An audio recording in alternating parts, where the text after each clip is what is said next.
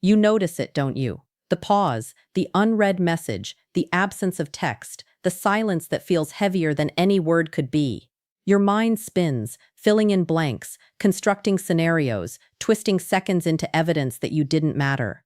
But here's what most men never realize. Silence is not always absence. In fact, most of the time it's the opposite. Her silence is active. It's deliberate. It's a signal wrapped in restraint. She's managing her emotions. She's testing her boundaries. She's calibrating her interest without surrendering her power. Understanding this is the difference between men who are owned by their phones and men who own their lives. When you interpret silence as rejection, you give your nervous system over to her control. Every delayed reply feels like a verdict. Every scene without response triggers panic. Every moment she doesn't reach out convinces you that your value is in her hands. That is not attraction. That is addiction to validation. And when you live this way, you stop being a man. You start being a respondent. You start bending your life around someone else's orbit. You chase, you explain, you perform, you negotiate attention like it's currency instead of information. And every step forward feels earned only when she acknowledges it. That is the trap silence creates, but only if you fall for it.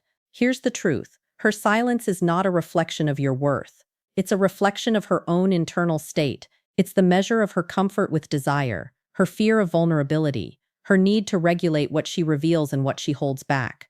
When she leaves breadcrumbs, likes, late-night text, indirect messages, it doesn't mean she's hot or cold. It means she's testing, she's gauging, she's seeing if your value is anchored in her moods or in your own standards. And this is where high-value men separate themselves from the rest.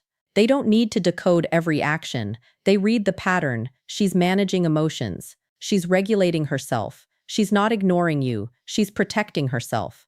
This understanding changes everything. You stop reacting. You stop negotiating your worth. You stop folding into the chaos of inconsistency. Instead, you observe, you decide, you continue building your life. Silence becomes neutral data, not a weapon against your confidence.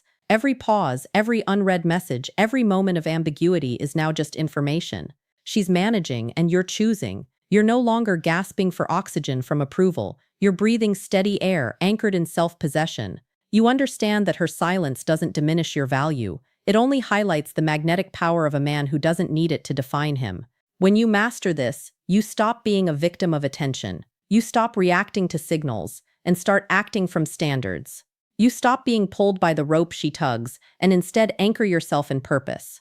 The man who understands this doesn't fear silence. He thrives in it. He sees it, observes it, and continues with his life because he knows that silence doesn't equal rejection and it never owned him in the first place. This is the lens every man needs to reclaim his power, his clarity, and his self-respect. Silence becomes a teacher, not a tormentor, because he understands the real truth. Her mind wandering toward you does not control your mind. You do. You see her behavior and immediately assign meaning. If she's warm, you're winning. If she's distant, you're losing. If she engages, you're valuable. If she disappears, you're disposable. That's the scoreboard trap. And it's brutal because it hijacks your perception of yourself. Every ping, every notification, every like becomes a measure of your worth, and your nervous system begins to calibrate your confidence to her mood swings. You become a reflection of her choices instead of an architect of your own life. The world trains men to believe that attention equals love and consistency equals care, but that's a lie designed to keep you reactive, desperate, and dependent. When you treat her actions as a personal scoreboard, you're giving her control over your emotions, your decisions, and your value. This is why most men get trapped in cycles of anxiety and performance. They chase, they explain, they negotiate, they bend. They become performers in a show where the only measure is how closely they can align with the unpredictable beats of her behavior. You answer a delayed message with eagerness, overthink a lukewarm response, and adjust your life around moments that should have no power over you. That's not love. That's surrender disguised as care. That's dependence disguised as attraction. You've been taught to confuse attention with validation, and now every absence feels like a judgment on your worth, when in reality it says nothing about you. The high-value man sees this clearly. He recognizes that a scoreboard is a tool of control, not a measure of affection. He knows that basing his confidence on someone else's variable behavior is dangerous and self-destructive. The moment you let her actions dictate your internal state, you surrender your power.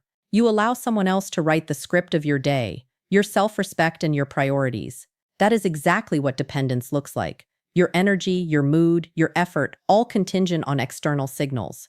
It's a silent auction where the only thing you're selling is yourself, piece by piece to the highest temporary approval. Breaking free from this trap begins with awareness.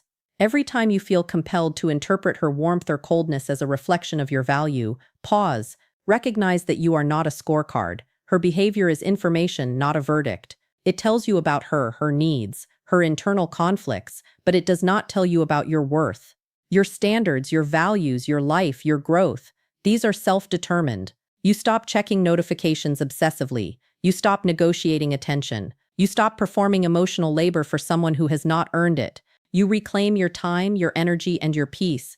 The scoreboard trap is seductive because it offers the illusion of control. It tempts you to believe that if you perform correctly, you can influence her feelings. But true control doesn't come from her, it comes from you. You control your responses, your priorities, your frame. You decide what access is allowed to your mind and your life. And when you operate from that place, you are untouchable. Her warmth doesn't inflate your ego. Her absence doesn't deflate it. You exist independently of her, anchored in your purpose and your self-respect. Understanding this is transformative. It rewires the way you interact, the way you perceive her signals, and the way you value yourself. You stop living in reaction. You stop being hostage to external validation. You become a man who is grounded, stable, and magnetic, not because of her attention, but because of your ownership of yourself. The scoreboard no longer matters because you are no longer playing the game she thought she controlled. Your power is internal, your confidence unwavering, and your life fully yours.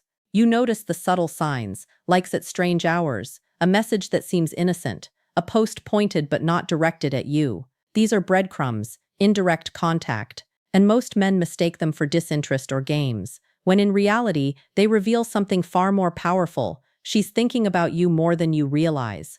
Indirect contact is her way of staying connected without giving up control. It's her way of testing your stability, measuring your reaction, and gauging whether you're anchored in self-respect or floating on the tides of her attention. Understanding this is critical because it separates men who are reactive from men who are magnetic. Indirect contact is subtle, almost invisible if you aren't paying attention. It's the like on a photo from months ago. It's the delayed "hey stranger" after days of silence. It's the playful, childish reply that reveals curiosity without commitment. It's the post with just enough sharpness that if you know, you know. These actions are not random. They are emotional management, not disinterest. She's keeping herself safe, regulating her feelings, and testing the boundaries without surrendering power. And when men fail to recognize this, they fall into the trap of overreacting. They chase, they over-explain, they fold their lives around signals that are not about them. They're about her need to feel control while staying connected. Here's why this matters. Men interpret these subtle touches as either a test of their worth or a call to chase. They convince themselves they must decode every action, every delay, every like, every absence. That thinking is toxic because it puts the power outside of them. Their confidence, their mood, their energy all hinge on external validation. They become responders instead of leaders of their own lives. And the more they chase, the less magnetic they become.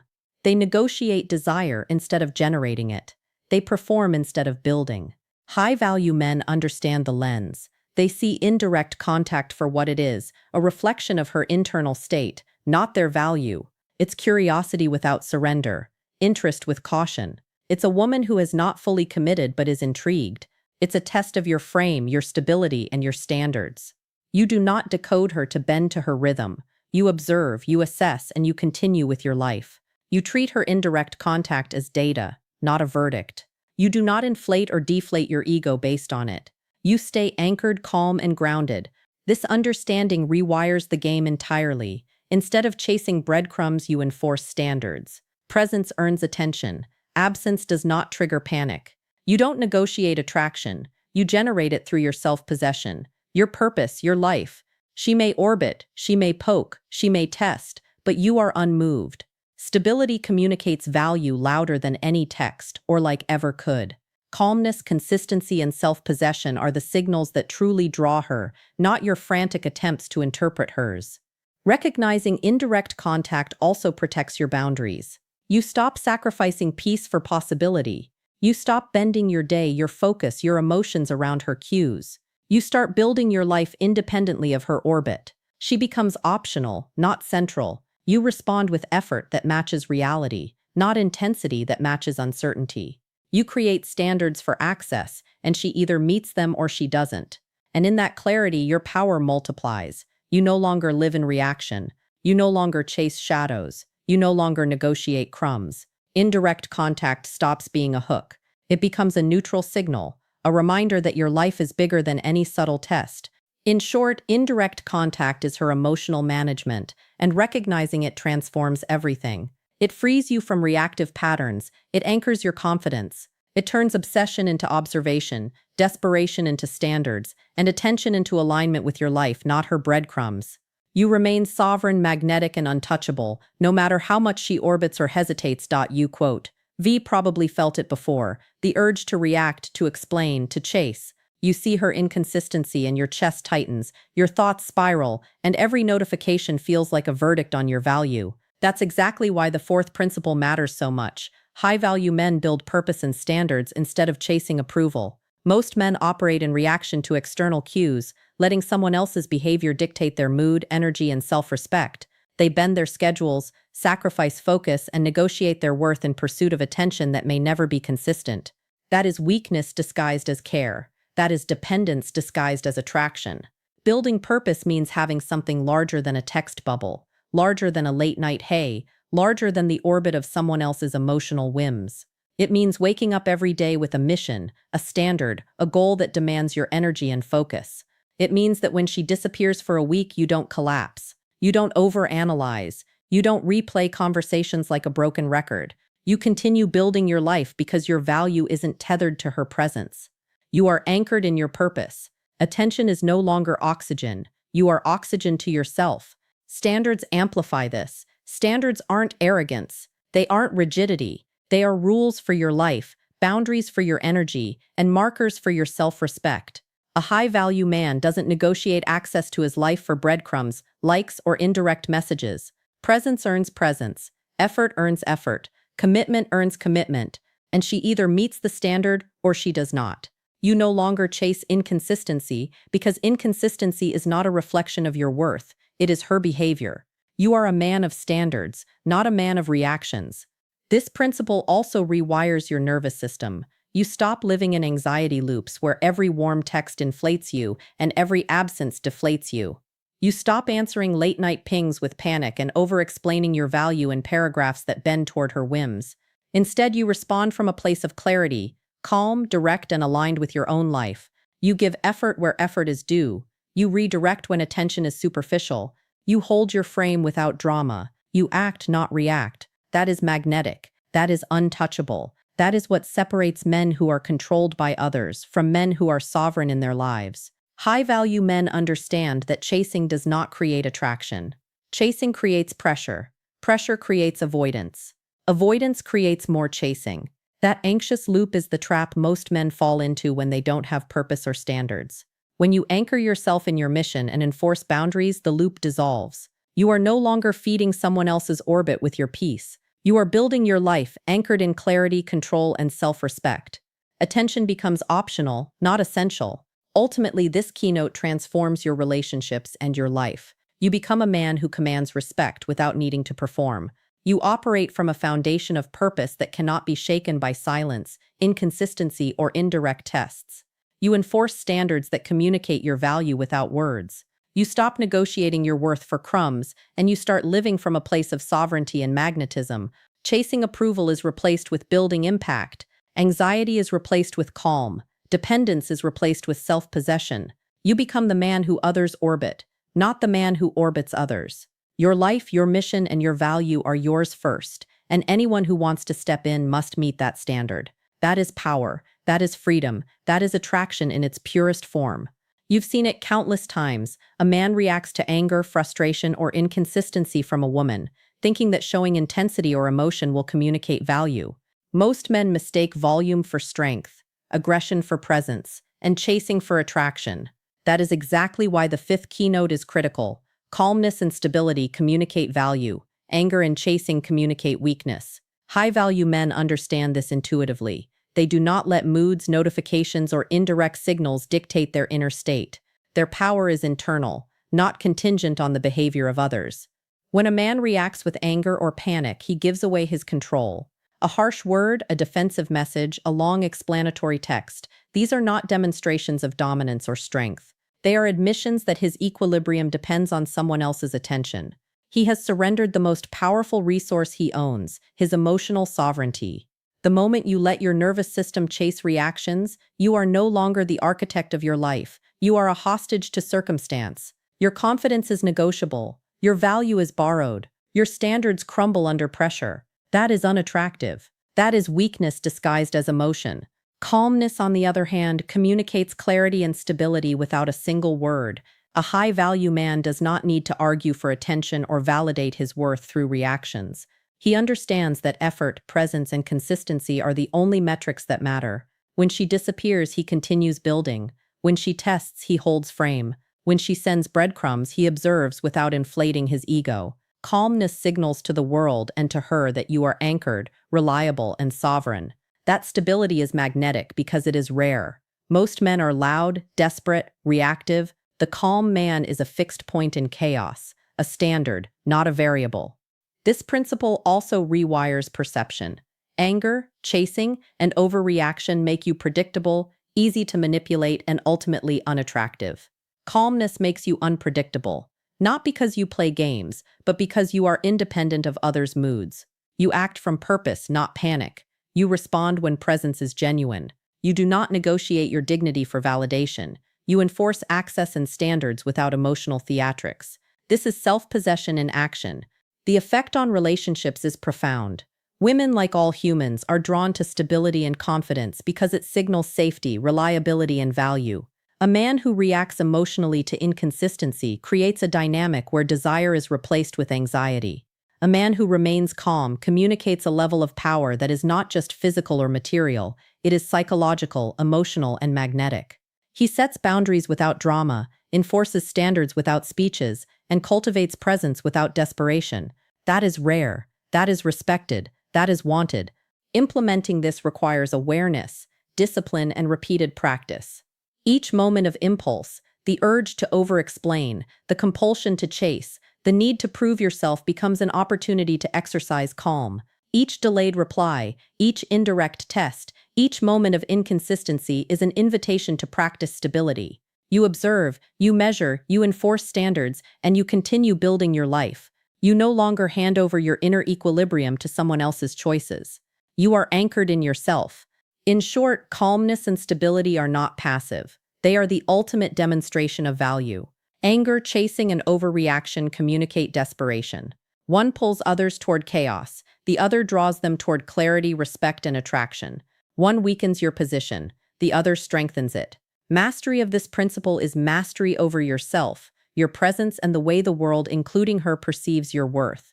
It is the difference between being reactive and being magnetic, between being owned and being sovereign, between being forgotten and being unforgettable. You've been chasing, explaining, negotiating, and performing for attention that isn't earned, thinking that being thought of is the ultimate win. That's the trap. That's why the sixth keynote is critical. Self-possession and self-respect are the most magnetic traits a man can have. Everything else, looks, money, charm, is secondary. The reason is simple. Women, like everyone, are drawn to stability, autonomy, and a man who belongs fully to himself. When you are anchored in yourself, your identity, and your mission, you are untouchable. You no longer need her validation to feel complete. You no longer bend to inconsistent signals or orbit someone else's moods. You are sovereign in your life, and that alone creates irresistible attraction. Self-possession is more than confidence. It's an internal architecture of life where your choices, actions, and energy are guided by your standards, not the whims of anyone else. You have routines, commitments, and goals that define you. You prioritize building your life, not chasing validation. You don't respond instantly to notifications because your time is a resource, not a tool to earn attention. You don't over-explain or plead for her presence because your value is inherent, not contingent. When you are fully possessed by your own purpose, silence does not unsettle you. Absence does not diminish you. Mixed signals do not destabilize you. You are anchored in clarity in your internal compass, and that is magnetic. Self-respect is the corollary. It is what enforces your boundaries without speeches, without drama, without chasing. It means that you don't compromise your dignity for crumbs. You don't sacrifice peace for a possibility. You don't perform emotional labor to coax someone into noticing you. You understand that your presence is earned, not given, and your absence communicates standards more clearly than any words could. Self-respect ensures that you operate with calmness, consistency, and clarity. It teaches you to match effort with effort, not intensity with inconsistency. It tells you that you will continue building, thriving, and moving forward, regardless of her orbit or signals. When a man combines self-possession and self-respect, he becomes magnetic because he is a fixed point in a shifting world. He is unmoved by games, immune to emotional manipulation, and unaffected by indirect contact that would otherwise destabilize lesser men. He is present when mutual, absent when not. He is generous without desperation, engaged without dependency, and committed without needing to prove himself. That clarity of self communicates value louder than words, gestures, or charm ever could. This principle rewires your internal relationships with attention, desire, and attraction. You no longer measure worth by someone else's behavior. You no longer accept crumbs or scraps of validation. You no longer chase signals that are inconsistent. Instead, you anchor yourself in sovereignty. You live by standards. You respond with clarity. You act from purpose. You give access to your world on terms that respect your value. In practice, self-possession and self-respect are exercises repeated daily.